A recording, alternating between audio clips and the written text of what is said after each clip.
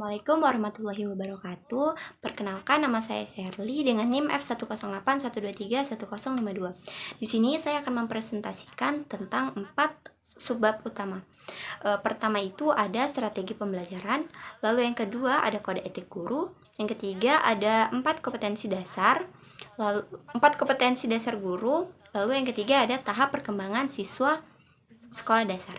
Nah, apa sih yang dimaksud dengan strategi pembelajaran? Strategi pembelajaran adalah rencana atau pendekatan yang dibuat guru yang berisi rangkaian kegiatan untuk mencapai tujuan pada proses belajar siswa. Nah, tujuan yang dimaksud di sini itu adalah tujuan pembelajaran ya. Nah, setelah tadi pengertian, tentu dalam strategi pembelajaran ada juga yang dinamakan ruang lingkup. Nah, ada beberapa ruang lingkup penting dalam strategi pembelajaran. Nah, yang pertama itu ada tujuan pembelajaran. Tentu saja tujuan pembelajaran itu harus dibuat untuk mencapai suatu hasil dalam pembelajaran, bukan? Nah, tujuan pembelajaran tersebut tentu saja harus yang spesifik, terukur, lalu mudah dicapai. Bukan mudah dicapai, lebih ke dapat dicapai dan juga relevan dengan era sekarang. Lalu yang kedua itu ada teori pembelajaran. Teori pembelajaran ini adalah seperangkat prinsip seperangkat prinsip belajar mengajar yang sudah diuji kebenarannya oleh para ahli untuk digunakan sebagai formulasi dalam kegiatan belajar mengajar. Nah, mungkin ada beberapa teori yang sudah sangat familiar ya di kuping kita. Pertama itu ada teori behaviorisme, terus ada teori pembelajaran kognitivisme, dan juga ada teori pembelajaran konstruktivisme. Selanjutnya itu yang ketiga ada namanya metode pembelajaran. Metode pembelajaran itu dapat diartikan sebagai cara yang kita gunakan sebagai guru untuk mengimplementasikan rencana yang sudah kita susun dalam sebuah kegiatan nyata dan praktis untuk mencapai tujuan pembelajaran yang sudah kita tentukan tadi. Nah, apa aja sih contoh-contoh metode pembelajaran? Pertama itu ada metode ceramah. Metode ceramah ini kita menjelaskan teori, menjelaskan pengetahuan dengan cara kita berbicara saja gitu, tanpa kita menggunakan papan tulis atau alat media dan lainnya gitu. Yang kedua itu ada demonstrasi. Lalu ada juga diskusi. Nah, diskusi ini termasuk yang salah satu familiar metode pembelajaran yang familiar seringkali dilakukan di sekolah-sekolah pada umumnya, karena dengan diskusi itu kan antara satu siswa dengan siswa yang lain itu mereka dapat berinteraksi dan berbagi pengetahuan yang mereka miliki. Lalu ada juga tentang metode simulasi, metode laboratorium, ada juga metode dengan pengalaman langsung atau pengalaman langsung turun ke lapangan. Nah, jika ada metode tentu saja ada teknik dong. Apa sih yang dimaksud dengan teknik? Teknik pembelajaran itu dapat diartikan dengan cara yang dilakukan seseorang dalam mengimplementasikan suatu metode secara spesifik. Nah, kalau tadi kan metode itu cara pengimplementasian. Nah, sekarang teknik pembelajaran itu adalah mengimplementasikan secara spesifik. Nah, contohnya tuh dalam hal diskusi. Kalau kan ada siswa yang aktif, ada juga siswa yang tidak aktif atau pasif gitu. Nah, tentu cara berdiskusi mereka itu kan berbeda. Nah, di sini kita akan menggunakan teknik gitu.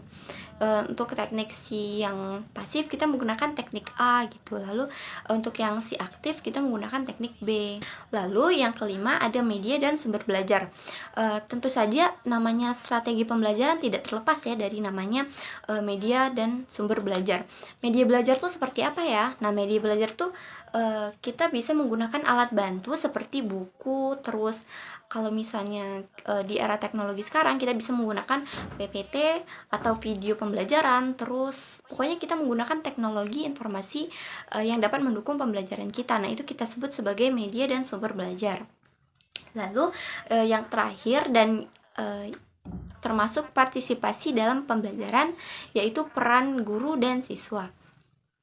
Nah, dalam strategi belajar mengajar tentu saja peran guru tuh bukan lagi sebagai orang yang aktif, tetapi sebagai fasilitator dan juga motivator. Nah, sedangkan peran siswa dalam strategi belajar mengajar yang efektif itu adalah mereka tuh turun langsung mengerjakan secara mandiri.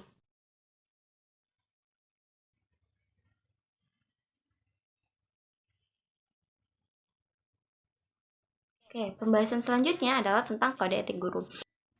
Kode etik guru adalah seperangkat prinsip dan norma yang mengatur perilaku dan tindakan para pendidik dalam menjalankan tugasnya. Setelah saya search, ternyata ada 9 kode etik guru. Pertama itu, guru berbakti membimbing peserta didik untuk membentuk manusia Indonesia seutuhnya yang berjiwa Pancasila. Nah, yang kedua, guru itu memiliki dan melaksanakan kejujuran dalam profesionalitasnya. Yang ketiga, guru berusaha memperoleh informasi tentang peserta didik sebagai bahan melakukan bimbingan dan pembinaan. Nah, yang keempat, guru menciptakan suasana seolah sekolah tuh sebaik-baiknya yang menunjang dan berhasilnya proses belajar mengajar. Nah, yang kelima, guru memelihara hubungan baik antara orang tua, murid, dan masyarakat sekitarnya untuk membina peran serta rasa tanggung jawab bersama terhadap bidang pendidikan. Lalu yang keenam, ada guru secara pribadi dan bersama-sama mengembangkan dan meningkatkan mutu dan martabat profesinya. Lalu yang ketujuh, guru memelihara hubungan profesi, semangat kekeluargaan, dan kesetiakawanan sosial. Nah, yang kedelapan, guru secara bersama-sama memelihara dan meningkatkan mutu organisasi PGRI sebagai sarana perjuangan dan pengabdian. Nah, yang terakhir, guru melaksanakan segala kebijakan pemerintah dalam bidang pendidikan. Nah, itu dia 9 kode etik guru. Selanjutnya, kita akan membahas tentang 4 kompetensi guru. Kompetensi guru merupakan serangkaian kemampuan dan keterampilan yang harus dimiliki oleh seorang pendidik untuk melaksanakan tugasnya secara efektif. Yang pertama itu ada kompetensi pedagodik.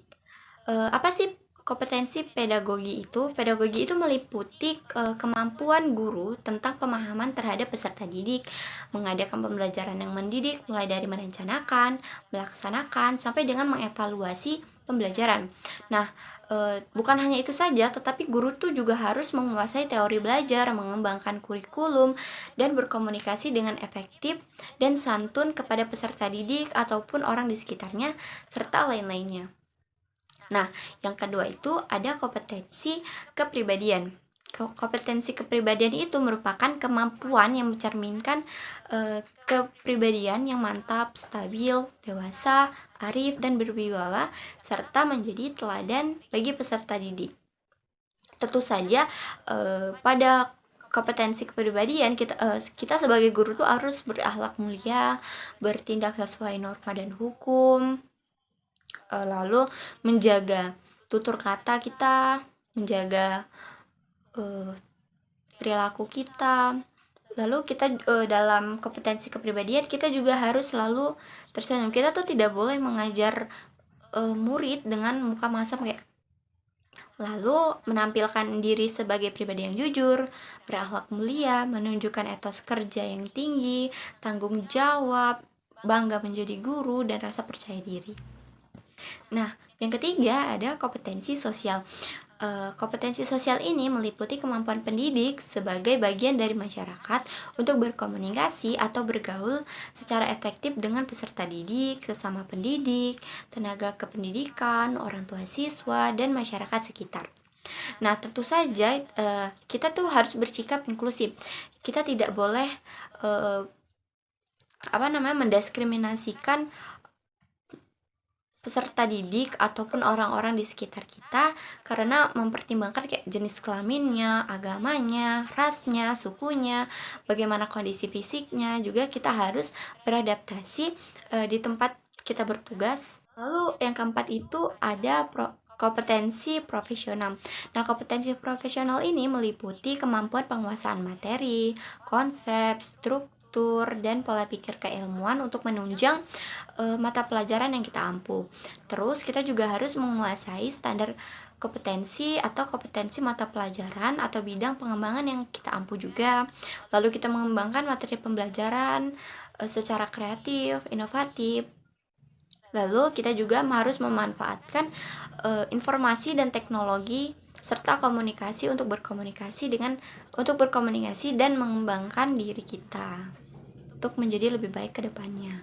Nah, yang terakhir pembahasan tentang tahap perkembangan siswa sekolah dasar.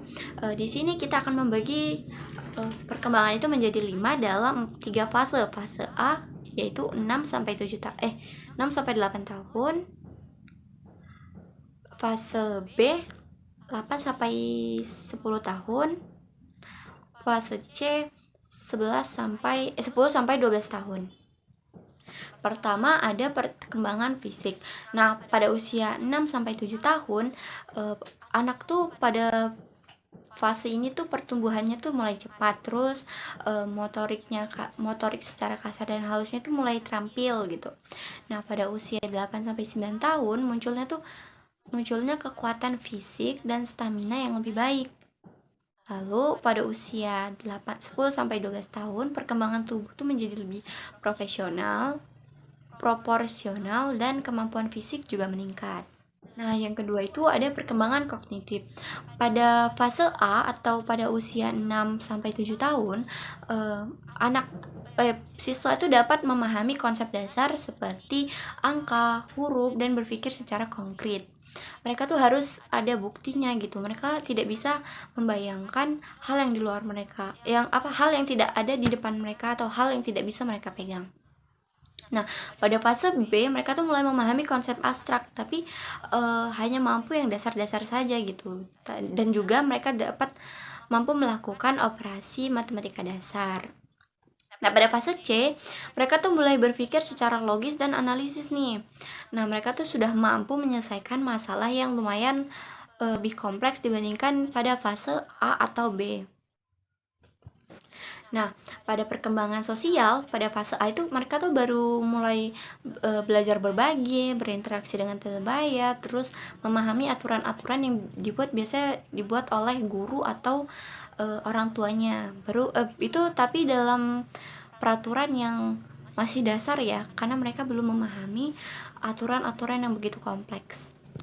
Lalu pada fase B, anak itu tuh mulai membangun hubungan yang lebih dalam dengan teman. Mereka tuh sudah ibaratnya mereka sudah bestie gitu, sudah mulai ini temanku, ini teman dekatku gitu.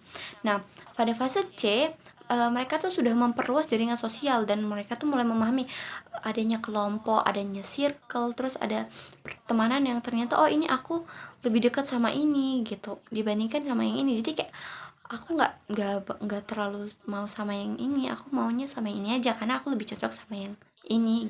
Lalu ada perkembangan emosional. Pada fase A mereka tuh baru punya emosi tuh yang kayak dasar-dasar seperti senang, sedih. Mereka tuh belum tahu emosi-emosi seperti kecewa ataupun bagaimana gitu. Mereka mungkin merasakan tetapi mereka tuh tidak paham gitu.